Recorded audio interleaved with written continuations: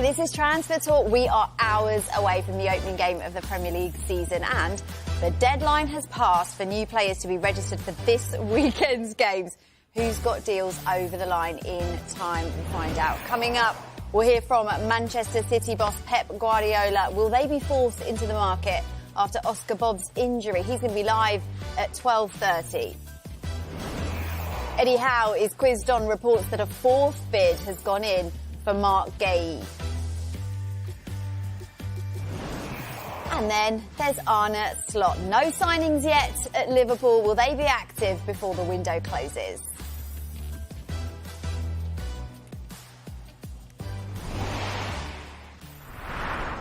Well, first, we're going to get out and about ahead of the Premier League manager news conferences, which you can see live from 1 o'clock on Total Football here on Sky Sports News. But first, let's get to Arsenal, where Gary Cottrell is. Hiya, Gary. Arsenal hoping to get players in and out. What's the latest on their transfer activity?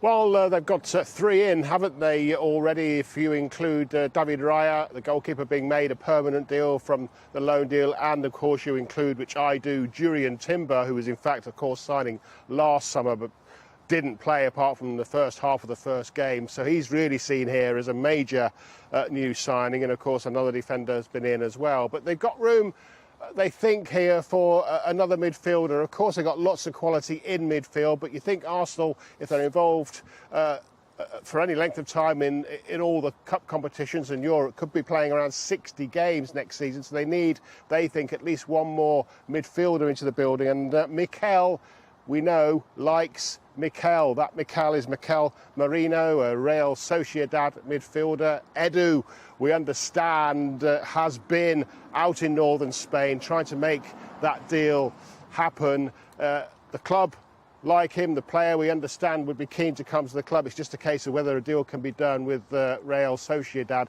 It's not close yet, we understand, but it is a player that they hope will come in the door before the end of the transfer window, a quality player to add to the quality midfielders that they've already got. So we'll no doubt ask Mikel about Mikel at his news conference a little bit later on this afternoon. In terms of outs, well, 7 fringe players, 7 squad players out already, either permanently or on loan, but there could be up to 10 in total leaving before the window closes, so 3 more potentially being let go by Arsenal. Eddie Nketiah, there's interest from Premier League clubs, including, we understand, Crystal Palace.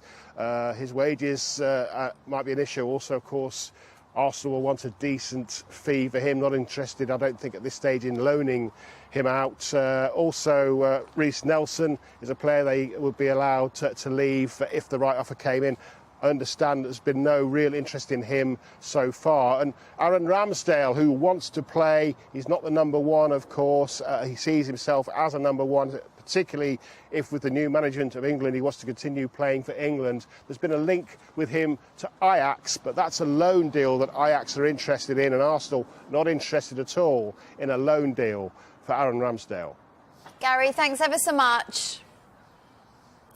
And we're going to get straight to Chelsea, who have dominated the window once again. There is so much still that could happen there. Paul Gilmore will be speaking to Enzo Maresca later, but he's speaking to us now. Hiya, Paul. We've got loads to get into. Right, Victor Osimhen, Romelu Lukaku, and, of course, Conor Gallagher's future. What is going on? Yeah, it's all going on, isn't it? It's all up in the air at the moment concerning both ins and outs at Chelsea as they prepare for their Premier League season opener at home against Manchester City. What a game on Super Sunday lies in prospect there. But let's start with Osimhen and Lukaku.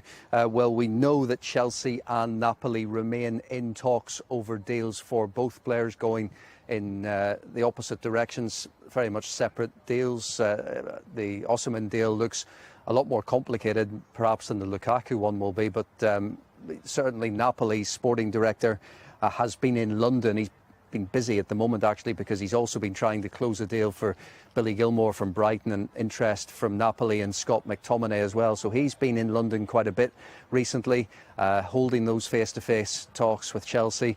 As for Conor Gallagher, well, that situation still remains unsolved. He's had his medical at Atletico Madrid. He's even been on a stadium tour. He's been in Madrid. He's now back in London, of course, as we were saying earlier this week.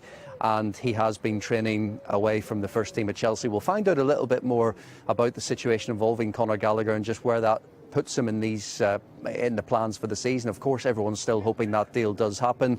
João Felix is key to that as well, as discussions continue about bringing him back to Stamford Bridge, and that could potentially unlock that move for Gallagher and bring him to Atletico Madrid. So a lot of moving parts at the moment, but we will be speaking to Enzo Maresca ahead of his first Premier League press conference here at Chelsea's Cobham training ground, ahead of that game against Manchester City. Thanks, Paul. Yeah, we're looking forward to that. OK, so let's keep this Chelsea chat going then, guys. James and Sam joining me now. OK, trying to get Romelu Lukaku out, trying to get Victor Osimhen in, but a deal for Osimhen proving to be very costly.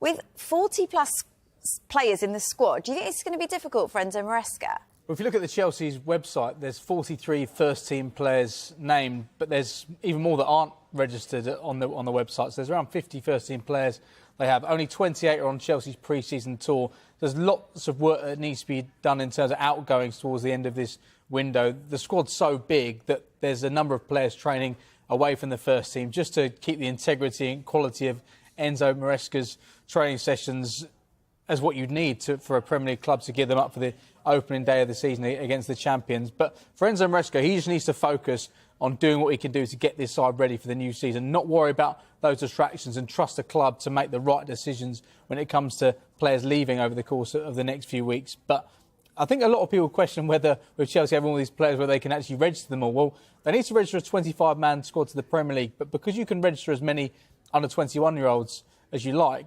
there's not that many players that won't be eligible to play. There's a few they won't be able to register, but that won't be a problem. But clearly there's going to be a number of players on decent contract lengths there. The club are looking to ship, but it's not going to be that easy to do so. I think Enzo knew the circumstance that he's walking into.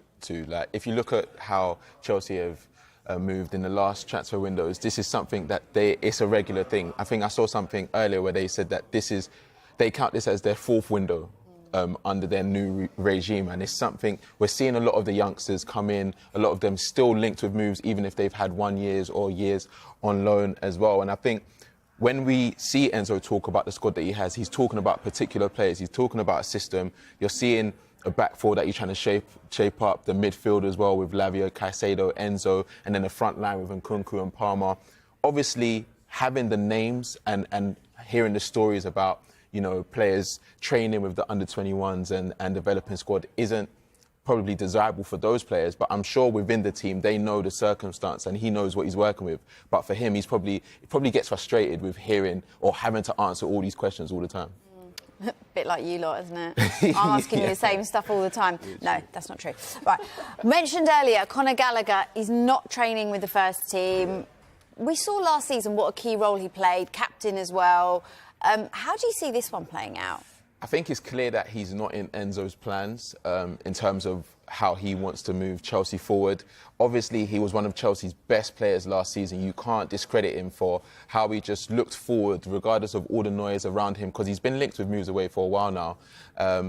But the fact that, you know, there's 4 or 5 midfielders that are seen as ahead of him in terms of starting, I'm sure he wants to be in a position where he's playing and he's guaranteed a spot in the squad or guaranteed the opportunity to play. So I think he's frustrated because obviously, like we know, he was in Madrid, he was seeing the stadium, you know, didn't want to leave his boyhood club because it was his dream to go from the academy to go into the first team. But at the same time, he probably just wants his situation sorted and to move on with it. And then they're working on a deal for João Felix as well. And that could possibly impact what happens with Gallagher. And it's really interesting the situation Conor Gallagher finds himself in, because last Friday he was completing his medical at Atletico Madrid and they put up a picture on X of him inside the stadium, and what a few days it must have been for Conor Gallagher, because I think he took a lot of time to make the decision to move to Atletico, moving away from the Premier League, moving away from his boyhood club, to then only find himself flying back to London a few days later with that deal up in the air. It is a difficult place for any player to be in, I think, especially. It'd have been difficult for him to come to terms with the news that he would be a squad player at Chelsea, not being given the contract offer that the likes of other midfielders in that area have been given, 5 to 8 years. in terms of the contract length. But it's going to be a really interesting situation. 2 weeks to go until the end of this transfer window. We wait to see whether or not this deal can happen to Atletico Madrid. But this is the last window where Chelsea can guarantee they can get money for Conor Gallagher. Because if this deal breaks down, say, over the course of the next few days, Conor Gallagher could, in January, sign a pre-contract agreement with Atletico Madrid to join them next summer, and Chelsea wouldn't get anything for him. And because he's an academy graduate, Chelsea would be desperate to get money for him because it counts as pure profit and it allowed them more wiggle room to spend more money in terms of PSR. So I could potentially foresee a situation, without touting him to other Premier League clubs, whereby if he doesn't go to Atletico Madrid in this window, he doesn't get any more offers from outside the Premier League, then a Premier League club could come in with a really low offer in the final days of the transfer window, and Chelsea would be left with a decision to make because they don't want to lose him for free. They don't really want him to go to a Premier League rival, but weighing it up, what's probably the worst situation? Probably him going for free. So you could see him turn up against Chelsea this season. There's a long way to go with that. OK, we've got loads more coming up on the show. We're going to hear from Arne Slot on why Martin Zubimendi turned them down and whether they're going to be active in the rest of the window.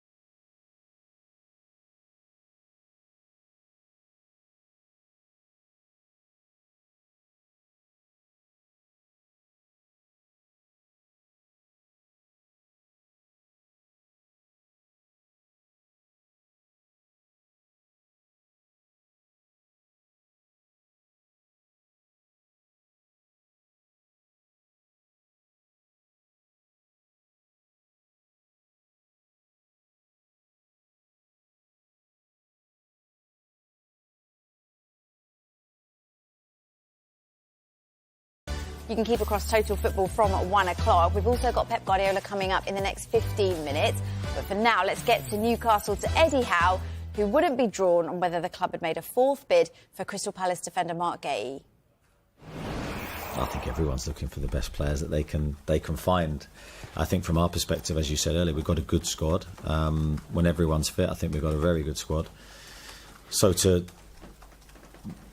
sign players and make your squad better is difficult, but it's achievable. We can do it. But what you don't want to do is make a signing and then in 3 or 4 months' time go, well, it hasn't really kicked us on anywhere.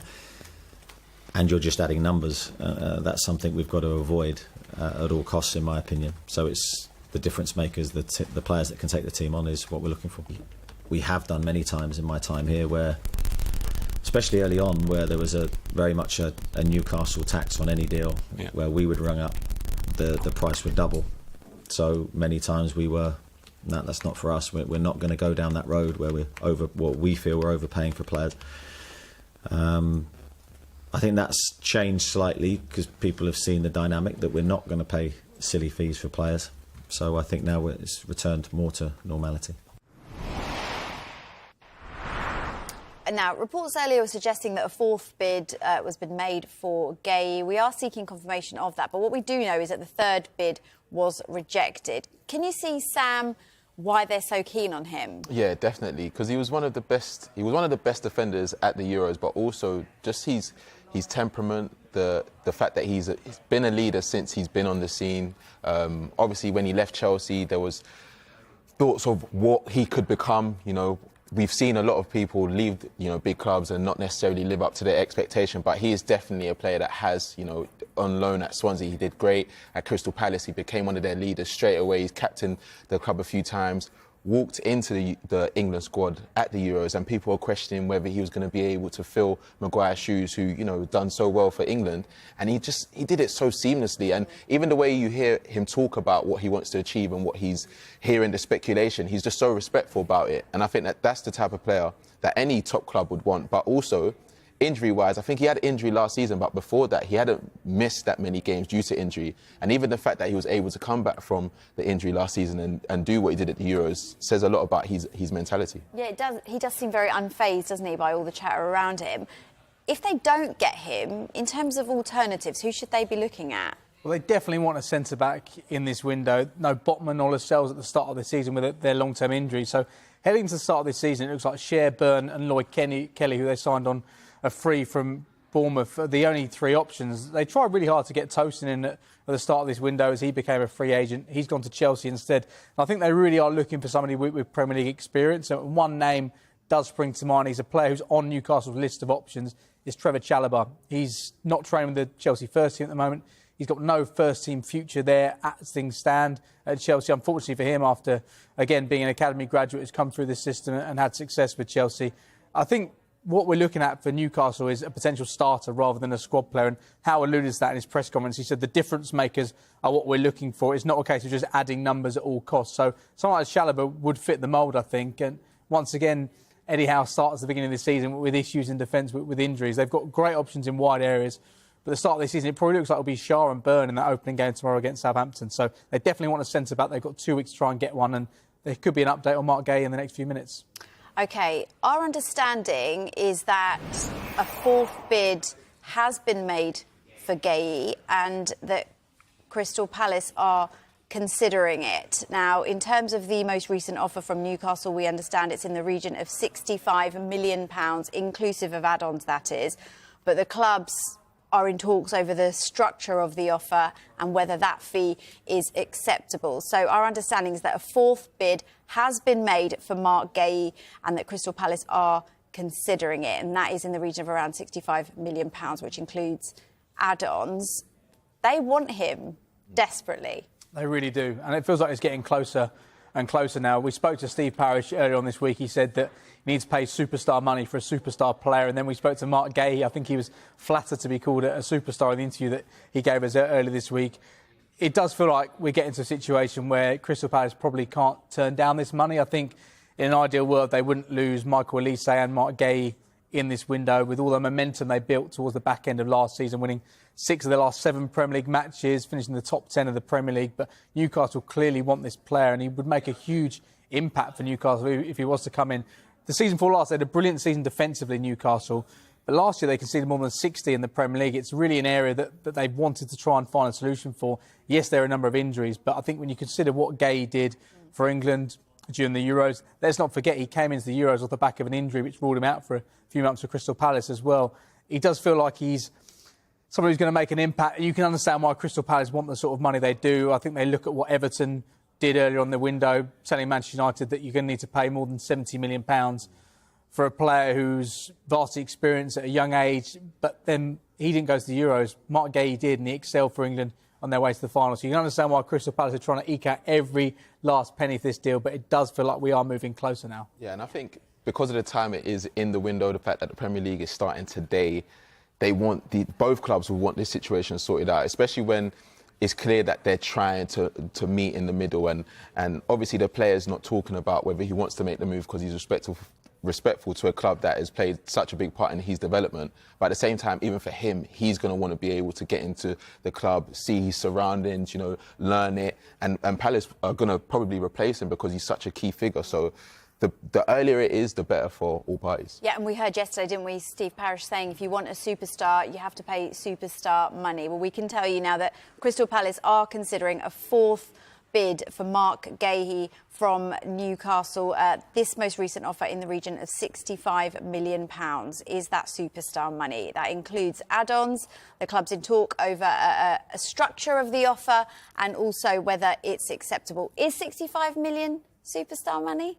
Yeah, in this type of window, especially his age, and I think with Newcastle, they've had to be really smart about how they spend their money, and they have to be sure on that the area needs development. And like James said, if you're looking at the defenders that they have currently, yes, they are quality, and they've showed periods for Newcastle that they can be consistent, but at the same time, they've had periods where they've been injured.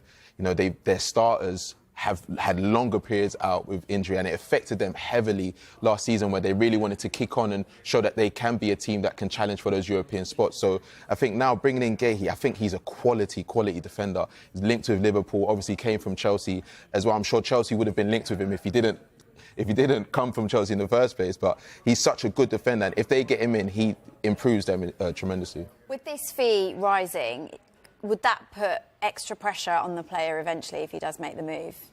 I think so, but when we spoke to Marc Guehi the other day, he's so humble. I think he's really appreciative of all the opportunities he's been given. It's been a really nice story, I think, someone who come through the Chelsea Academy. He did brilliantly on loan at Swansea over the course of a season and a half, working under Steve Cooper, won the Under-17 World Cup with England as well, and then he got the move to Crystal Palace. I think he really appreciates the role that Crystal Palace have played in his development, giving him the opportunity to play Premier League football at the age of 21. And after 3 years, it does feel like the next natural step for him, going to a club really are challenging for top 6, top 4, and eventually with the aim to challenge for silverware. That's why they signed Newcastle as a club, the Saudi ownership, because they want Newcastle to challenge for honours. And Marc Guehi, I think, whilst he's told us he loves life at Crystal Palace, he thinks it's a real family environment there, and he really appreciates the opportunity. This does feel like the right step for him. And for Crystal Palace, they bought him for around £20 million 3 years ago. It makes sense because Crystal Palace is the type of club who, as things stand,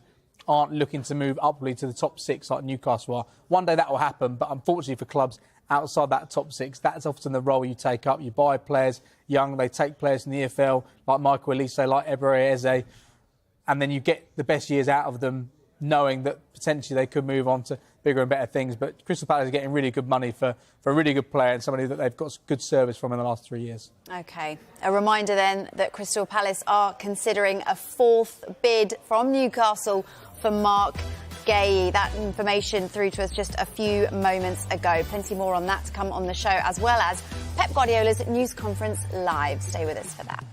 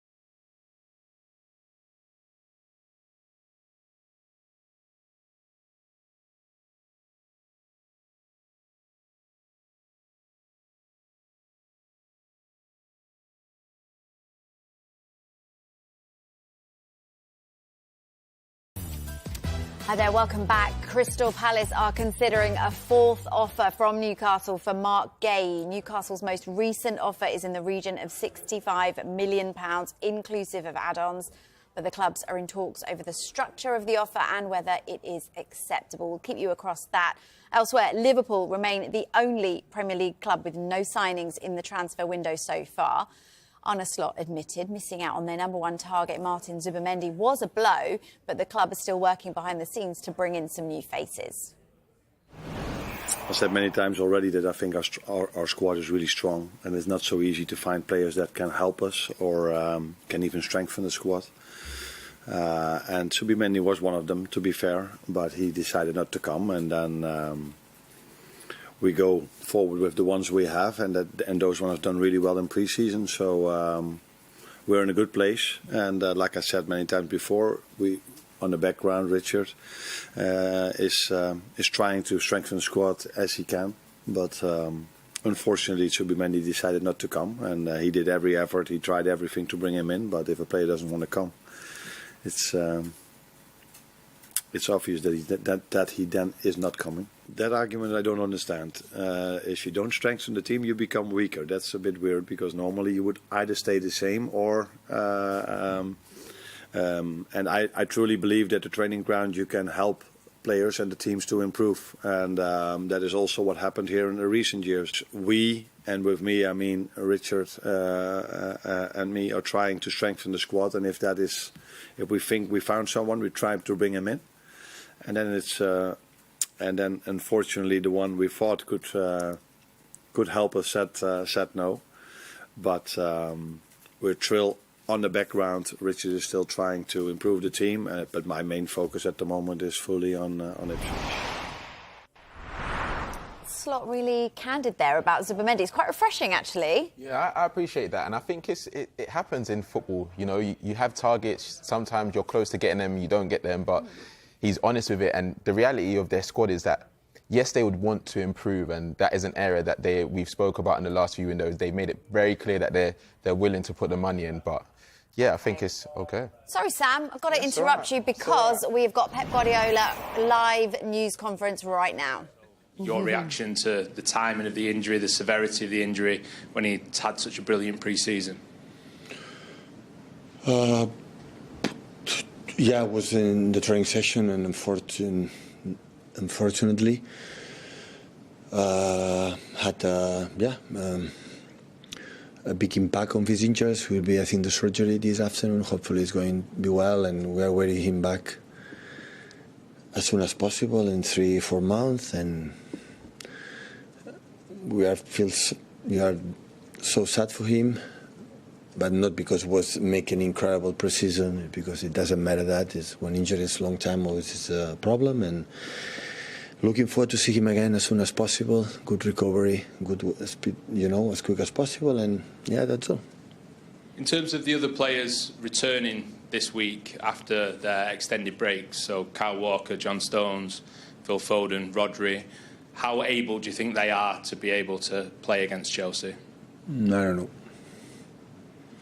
don't know. So just 2-3 training sessions. They arrive fit, in good shape. So today, in professional world, the players take care even the holidays. So yeah, we'll see. We'll see today, tomorrow, and Sunday.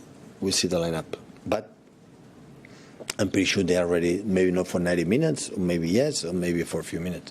The important is that everybody's back, and except Oscar, the rest are okay. And how do you feel about facing a Chelsea team managed by Enzo Maresca? Yeah, happy to see him again. We saw him, a few weeks ago in the States, so looking forward to see him again.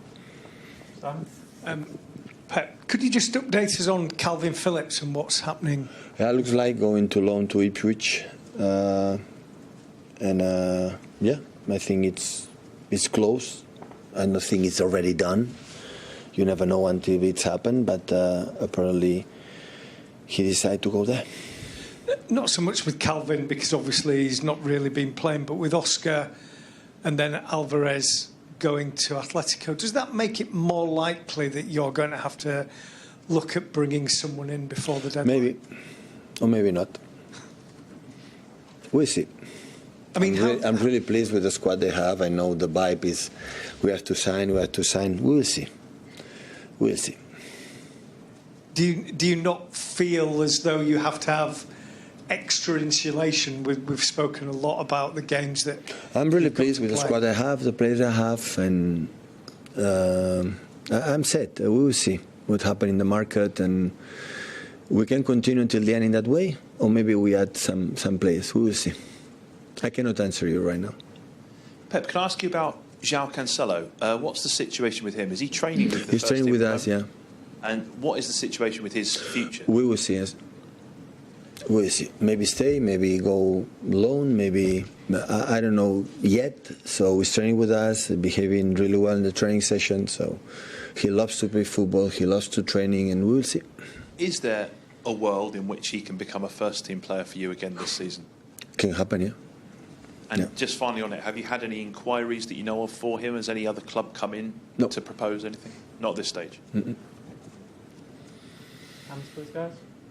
Yeah, Rob at the top.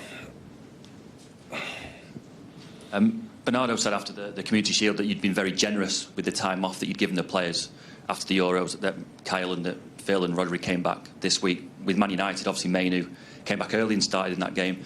Does that perhaps mean that we're not going to see the best of City until later down the line, that you're prioritising rest now over form of the team in the hope that they'll be well rested for Yeah, fixtures? we prioritise the rest, absolutely. I would love to give him more time, but it's what it is.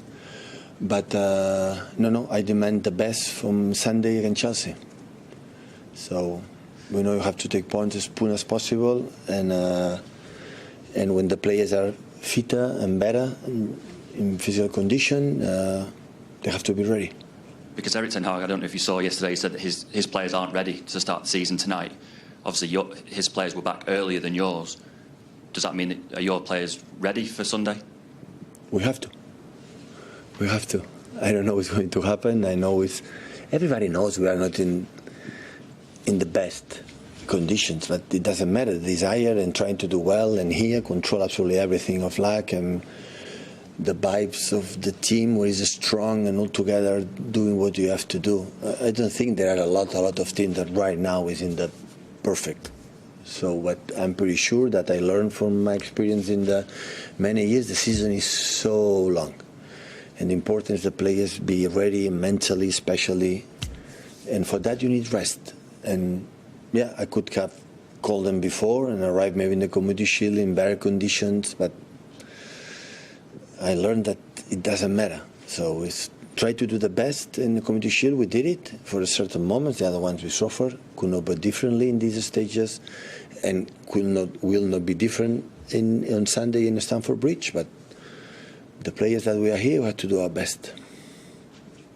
Hi Pep. In terms of Enzo, I mean, I'm sure you will say Chelsea have appointed him because of his skills and his record at Leicester and things like that. But when clubs appoint managers who have worked with you, do you feel that maybe they are looking to see if some of your ideas, some of your magic, if you like, has rubbed off a bit on them? I don't think so. I would like to say yes, but I don't think so.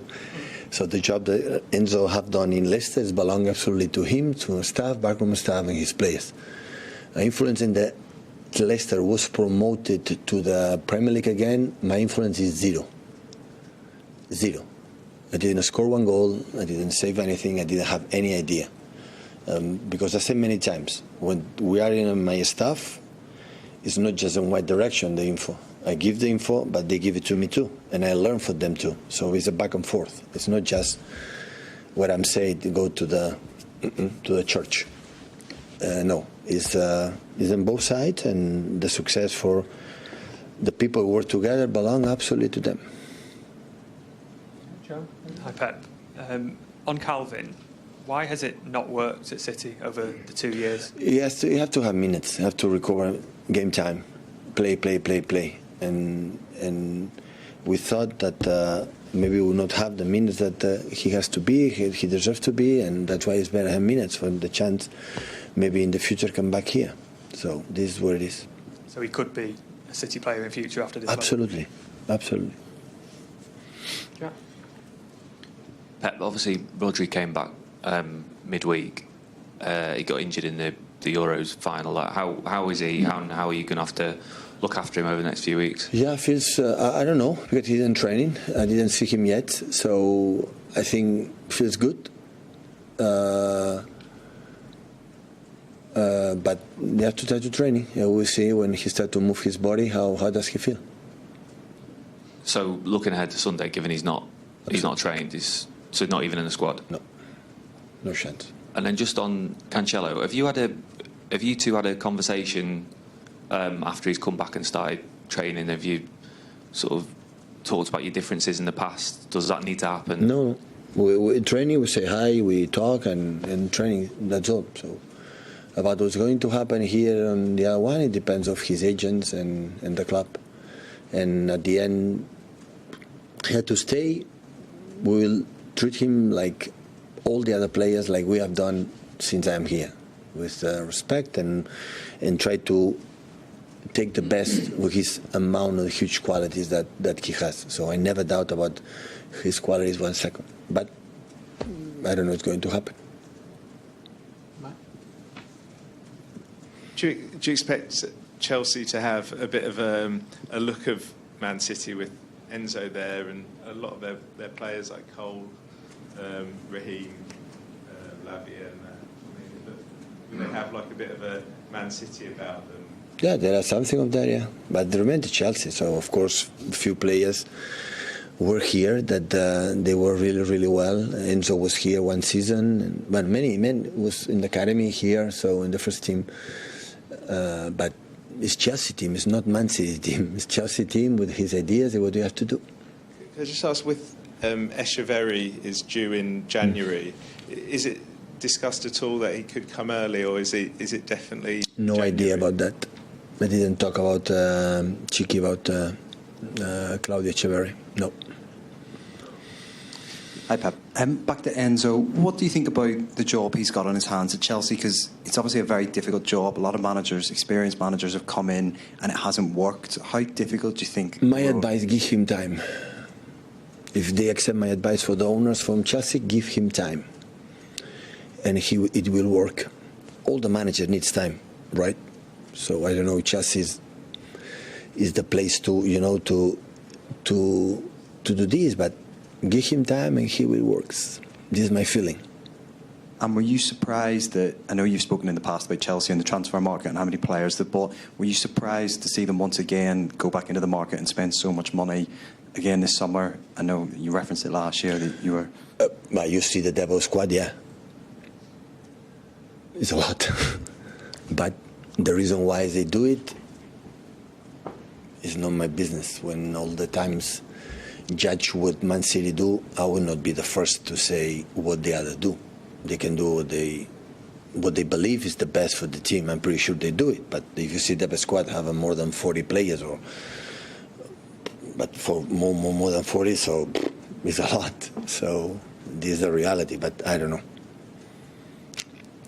In bag off 10:30 on Saturday evening. Somewhere to start. What time? Some great lines from Pep, but Sammie Szmodics is an Ipswich player. He has signed a 4-year deal from Blackburn for a fee worth around £10 million.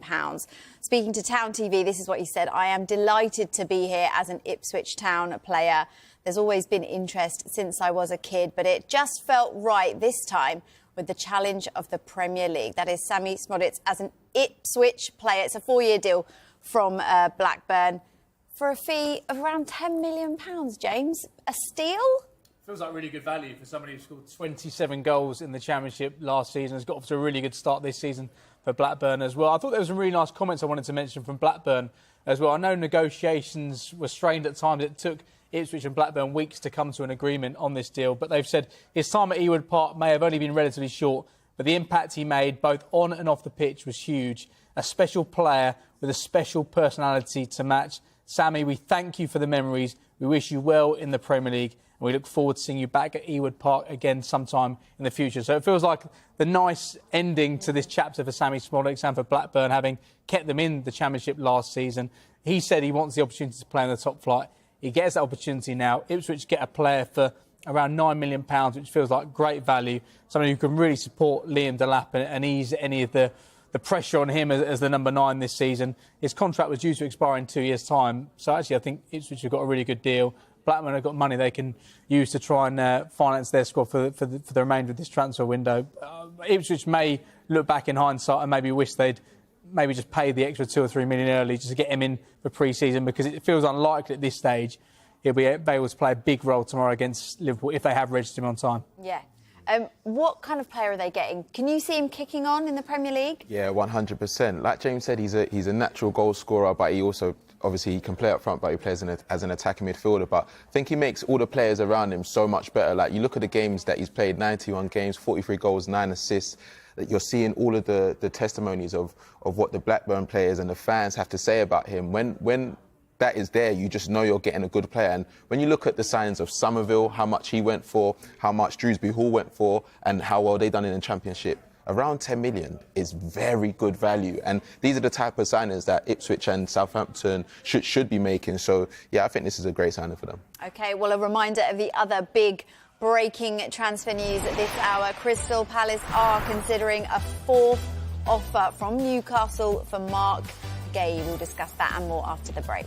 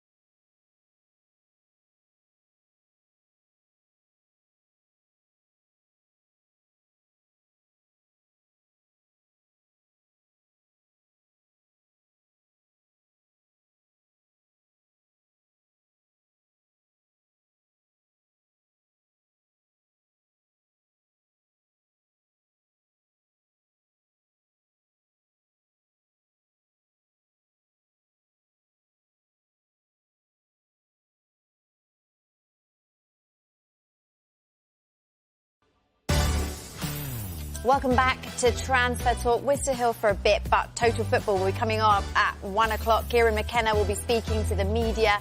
They have just signed Sammie Szmodics. They may have a further 3 signings on the way as well.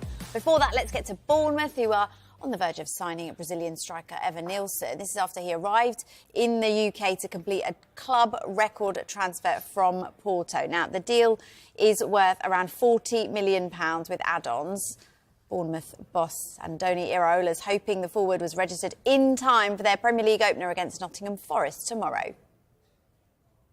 He arrived past night, has gone through all the medical stuff, but still he has things to do because these things take the time, a lot of paperwork to do. So I don't know really what's going to be the process, when it's going to be ready. We'll finish this process, but right now it's not finished. No. Yes, you're not sure whether he'd be available tomorrow, for example. I really don't know. This, you know that I hate this, especially these 3 games when the market is open and you have to change your mind and prepare for different scenarios in 2-3 hours. I think we have still 3 hours before we have to make the registration. I think it's not finished now, but we will see. I cannot tell you if it's going to be everything finished for tomorrow or not.